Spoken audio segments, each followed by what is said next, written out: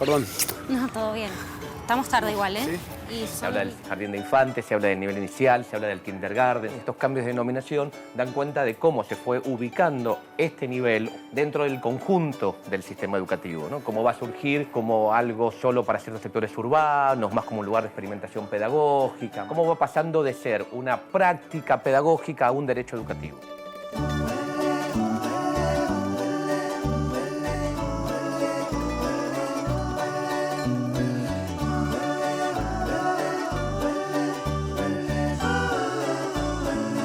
No sé si alguien tiene alguna pregunta, si alguien se quedó con alguna duda.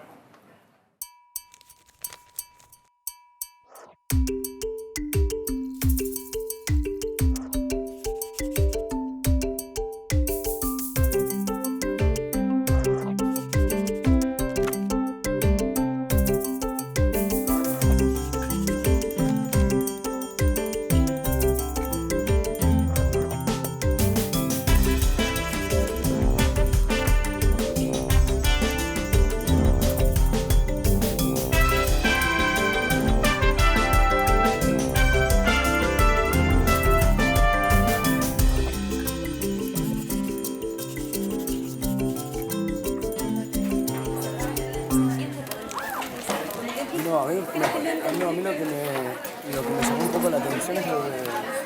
la importancia de quisiera ahora. Dale. Pregúntale vos si querés. ¿Se queda con alguna duda? Sí, profe, nos quedamos con algunas dudas. ¿Por qué surge una necesidad de la educación en primera infancia tan temprano en el siglo XIX, ¿no? Eso hemos hablado. No es necesidad, empiezan a aparecer prácticas, empiezan a haber un montón de maestros, de docentes que empiezan a experimentar, a pensar al chico de otra forma, y sí con las clases acomodadas, ¿no? Uno puede ver, hay una 1860, 1870, hay toda una renovación pedagógica muy importante, cambian las escuelas mucho, terminan de desaparecer los castigos corporales, aparece la escuela graduada, la idea de pasa de un maestro a tener todos los pibes, todos los alumnos a un maestro por grupo de alumnos, la idea de formar a los maestros. Hay toda una gran renovación pedagógica y ahí entra el nivel inicial.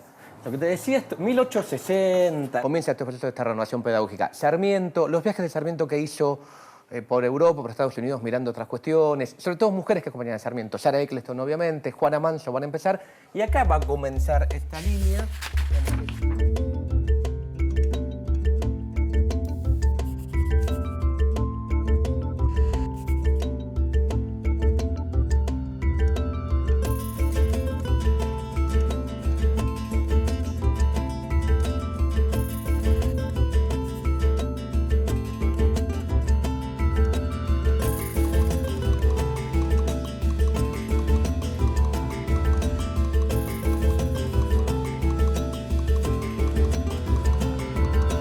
Mi vieja sigue con lo de preescolar, porque estoy estudiando para preescolar. Y ahí está para qué sirve la historia, ¿viste? Lo de preescolar fue como un momento que hay que tirarlo bajo. O sea, yo pensaba que hay mucha lucha atrás para que esto no sea entendido, el jardín de infantes, como algo que está previo a la escuela, que es otra cosa que no tiene que ver con el sistema educativo. Por eso hablamos de nivel inicial hoy. O sea, tiene una entidad propia, tiene que ver con otras lógicas, es donde empieza el derecho a la educación de los chicos. Y tiene que ver para poder entender estas cuestiones. Digamos, uno a veces cree que uno es todo innovador o va a poder cambiarlo todo, o que lo que uno le pasa es solamente una idea propia. En realidad uno está repitiendo cuestiones previas, está escribiendo en relatos más grandes.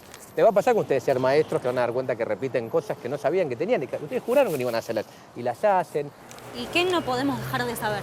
Nada, en realidad hay que saberlo todo. Digamos. O en realidad uno sabe qué es lo que pudo dejar de saber cuando ya lo sabe todo, al final. Ahí dice, bueno, esta la verdad podría no haberlo sabido, pero es mejor saber de más que saber de menos. Entonces, viste, conviene, ustedes pónganse las pilas, lean novelas, vean películas, vayan al teatro, miren edificios, salgan, conozcan, y eso después, porque si uno parte de saber quiere saber solo lo importante, a lo mejor la pifia. Entonces mejor irte de más. Al final uno dice, che, me parece que esto no era importante, pero igual ya lo sabés. Bueno, gente, la verdad, no me tengo que ir ahora sí. Nos vemos el lunes. El lunes, suerte. Cuídense. Nos vemos el lunes. Hasta luego. Gracias. Chao.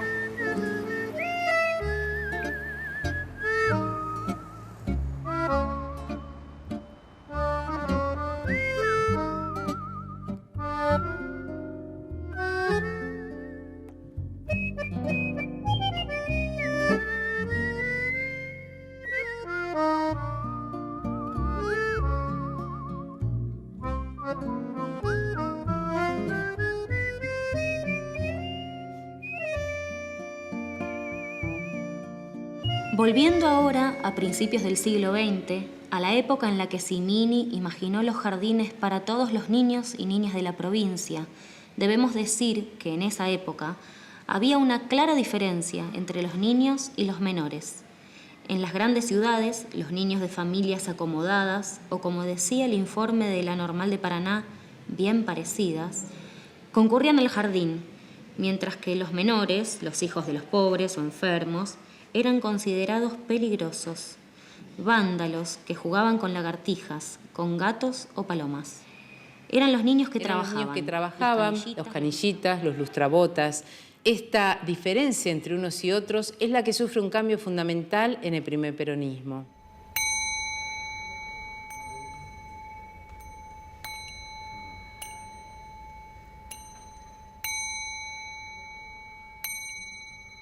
Volviendo un poco hacia atrás, si nosotros tuviéramos que pensar cuándo comienza a forjarse la idea de que hay que educar a la primera infancia, tenemos que nombrar a Sarmiento, tenemos que hablar de educación popular y el registro que hace Sarmiento de las salas cuna y las salas de asilo en Francia. Sarmiento ahí, de alguna manera, deja las bases fundantes, matriz de la educación inicial, cuando dice que en esos espacios hay que educar a los niños, hay que disciplinarlos en los vicios del carácter, hay que darles pequeñas nociones de instrucción general y que, por sobre todo, para hacer esa tarea, nada mejor que mujeres con una delicada inclinación al amor. Su íntima relación con la familia Mann, precisamente con Horace Mann en su visita a Estados Unidos, y luego de la muerte de Horace Mann, la amistad que entabla con su esposa, Mary Peabody, le hace conocer a Sarmiento las bondades del método froebeliano.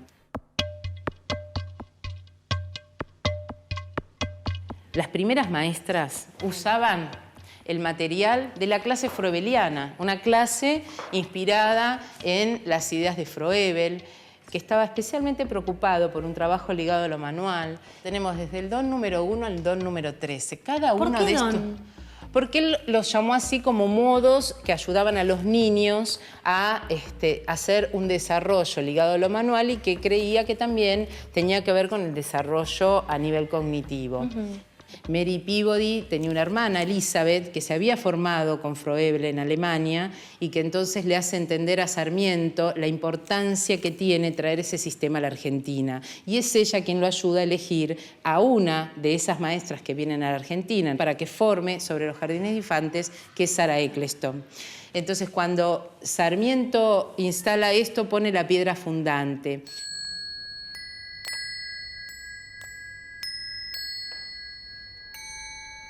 Esta clase, ordenada en torno a los materiales, determinados en las posibilidades de lo que los chicos pueden hacer, empieza a dar lugar a la situación de juego libre, a la situación de habilitar escenarios lúdicos, la posibilidad de que los chicos inventen.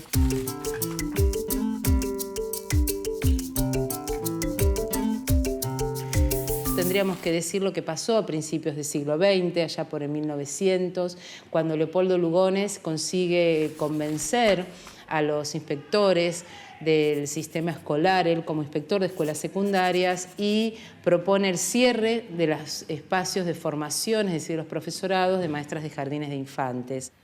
Y esto habilita a que un grupo de mujeres se empiecen a preocupar y a ocupar en pelear por la creación de jardines en todo el territorio nacional. ¿Esto para qué época, Mónica? Mira, esto transcurre entre el cierre de los jardines a principios de siglo y la década del 40.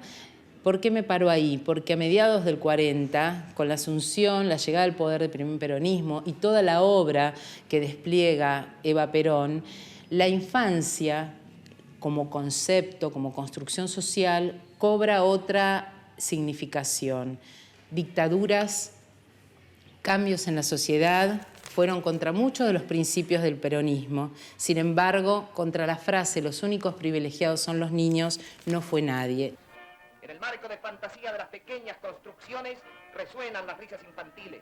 Cada mano lleva apresado el tesoro del juguete ambicionado, mientras los ojos, iluminados de júbilo, se preparan serenamente para afrontar el porvenir, que es el venturoso porvenir de la nueva Argentina justicialista.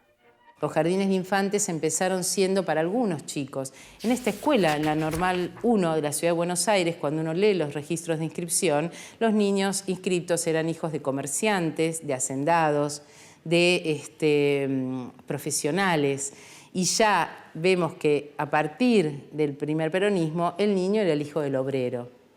El diputado Simini, diputado de la provincia de Buenos Aires, cercano al gobernador Mercante, teniendo la experiencia de lo que él había vivido en su Trenquelauquen natal, en el Jardín de Infantes número 1, considera que para acompañar el discurso peronista, para acompañar esa liturgia, nada mejor que impulsar la idea de los jardines de infantes, y consigue promulgar la ley conocida por la gente del nivel inicial como la ley Simini en 1946, una ley que tiene vigencia hasta 1951, cuando es derogada y reemplazada por otra, y él consigue instalar la idea de que el jardín de infantes desde los 3 hasta los 5 años es obligatorio. Tendrías que ver la posibilidad de ir a visitar el jardín número 1 de Trenquelauquen, aquel que te decía donde empezó la historia de los jardines. Mi compañero Manuel creo que tenía pensado ir.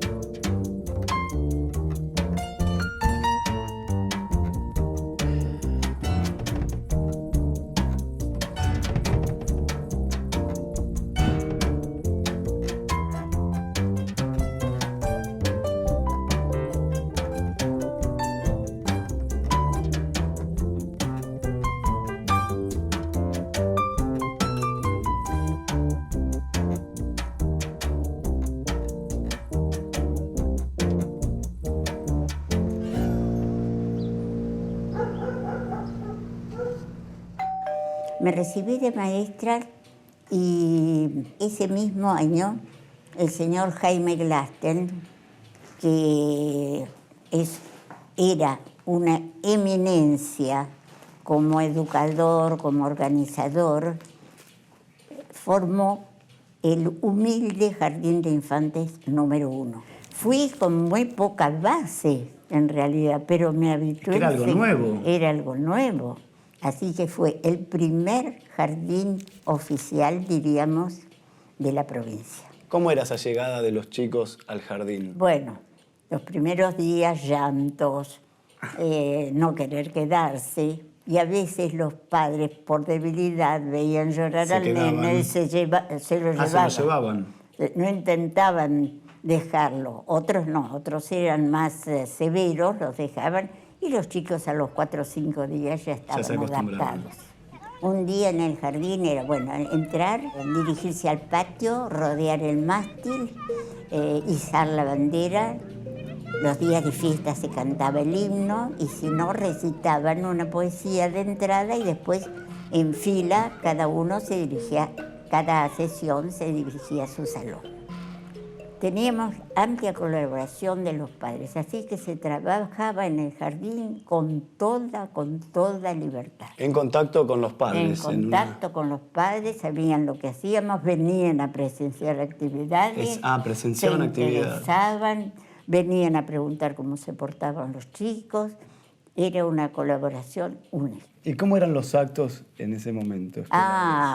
Repletos de padres. Repleto. Les encantaba venir a la fiesta del jardín porque los chicos se vestían, si tenían que bailar, hacer bailes criollos o si para las celebraciones patrias representaban algún personaje histórico o granaderos, eso les encantaba.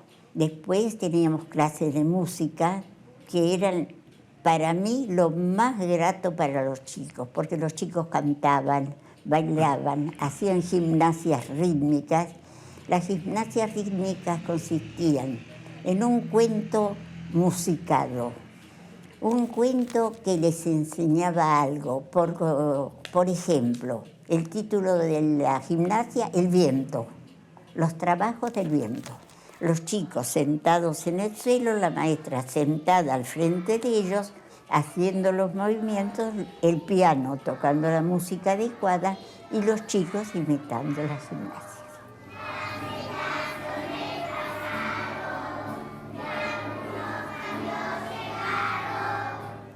Pensar en educar es pensar en acompañar, en dejar huellas, en poder ayudar a transcurrir ese desarrollo del otro, un sujeto que no es, sino que está siendo, que va a seguir siendo.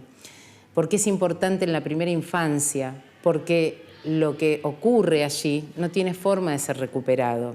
La obsesión por la evaluación que nos está ocupando en el último tiempo no nos permite ver que uno a veces va a dejar una huella en un nene de 1 año y no va a ver qué pasó con eso, que eso lo va a ver la maestra de más adelante, que eso lo va a descubrir la madre en la casa, pero que no vamos a poder evaluar eso. Entonces, ese es nuestro mayor desafío hoy, cómo situar la importancia de la educación inicial, situarla como una práctica educativa, una práctica en la que estar con niños pequeños tiene tanta responsabilidad como estar con un adulto en la universidad.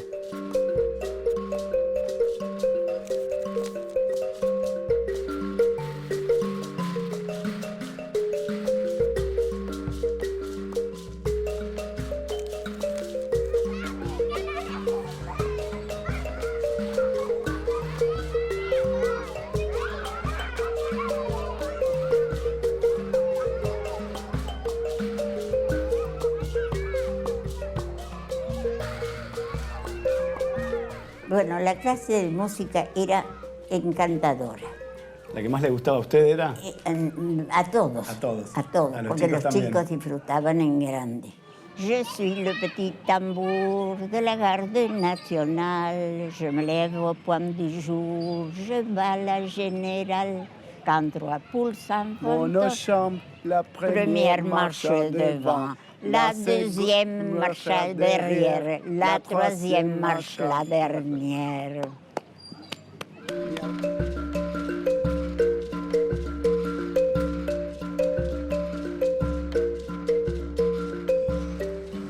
Después teníamos clases de educación sensorial, aprendían con materiales de aquella época, material de cuáles? Montessori, por ejemplo, Froebel, quizás un poco antiguos para la actualidad que vivimos, pero los chicos aprendían formas, colores, ubicaciones y hasta teníamos jardinería. Cada sección tenía su huerta. Allí sembraban, allí regaban, allí cuidaban y al final cosechaban. Y volvían con todo orgullo a su casa con el ramito de perejil o 2 o 3 rabanitos cada uno. Era la alegría para ellos.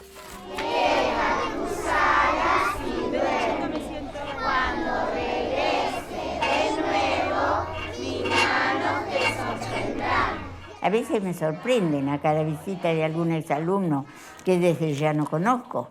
Claro, ¿no? Acá los de acá sí, pero un día se me apareció uno que venía de Bariloche a visitarme y se presentó yo. ¿Quién sos? ¿Quién es? ¿Quién es usted? ¿Y qué le pasa a usted cuando...? Emocionante. Emocionante. Un recuerdo tan lindo, es que era muy linda la vida en aquella época. Por este caminito, alegre Santarín, por este caminito nos vamos de jardín.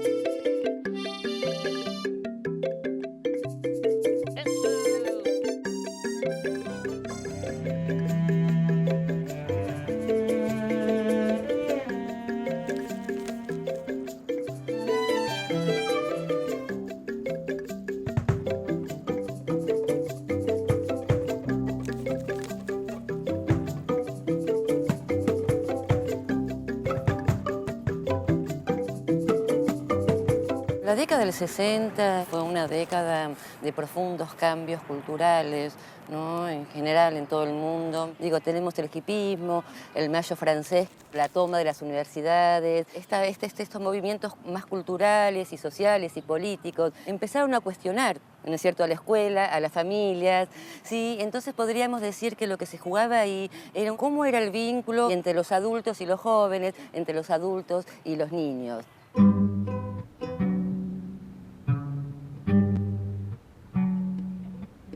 ¿Y han habido cambios concretos en los años 60? Sí. La educación inicial tiene la particularidad de ser como bastante permeable a las nuevas experiencias, a los cambios, a los nuevos marcos.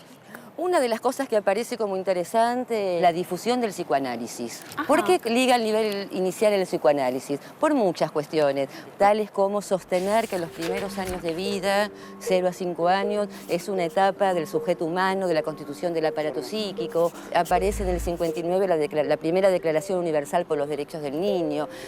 Aparece la carrera de Ciencias de la Educación. Hablamos de ciencias de la educación, digamos, de varias disciplinas para poder ver este acto complejo que es el de educar. Digo, hay una mirada crítica y hay cambios importantes. Y estos cambios también se dan desde la práctica. Ya la forma de enseñar, de aprender y de estar, ¿no?, y de habitar el jardín infantes y las actividades que allí se realizan, también hay cambios. Aparece, por ejemplo, una estructura didáctica llamada juego-trabajo, donde los chicos, que es una estructura como muy revolucionaria para la época, muy revolucionario, donde los chicos en el ámbito de la sala hacen diversas actividades al mismo tiempo. Aparece una persona que es Jean Piaget, un epistemólogo, que tuvo mucha influencia del campo educativo argentino. Hubo figuras destacadas en la historia de la educación inicial, como Lidia Bosch, ¿sí?, que escribe sus publicaciones mirando el jardín de infantes. Eve San Martín de Duprat, que es otra figura clave y muy importante para mirar la historia del nivel, como fundante en toda la pedagogía y la didáctica del nivel.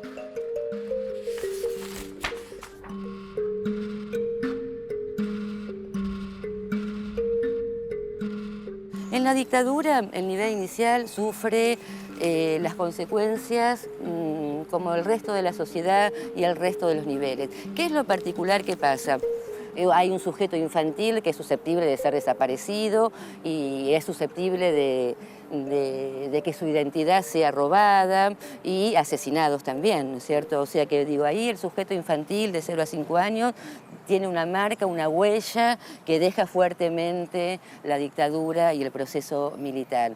Después, mirando más al interior del nivel inicial, digo, hay cosas como increíbles, como tantas otras, como por ejemplo, hubo libros de cuentos, como La Torre de Cubos de Laura de Betax, que fueron prohibidos. Digo, ese fue un clima de clausura, un clima de encierro y un clima de opresión.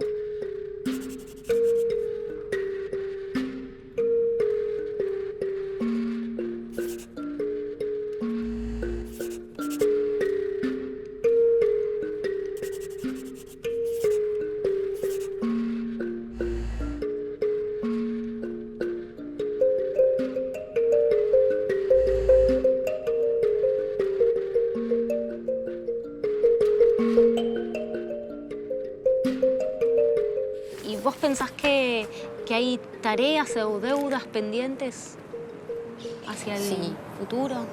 Sí.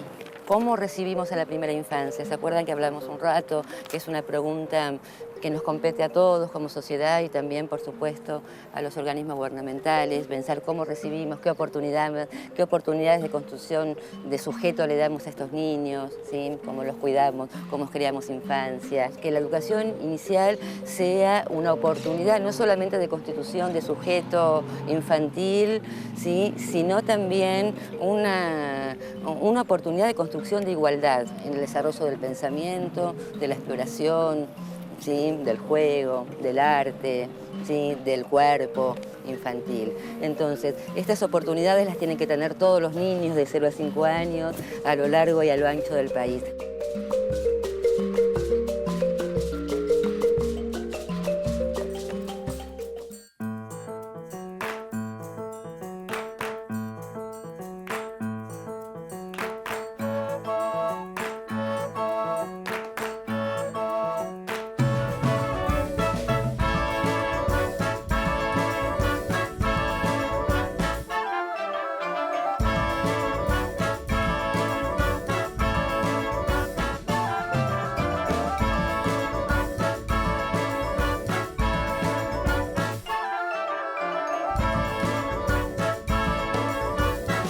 C'est fini. Se finí.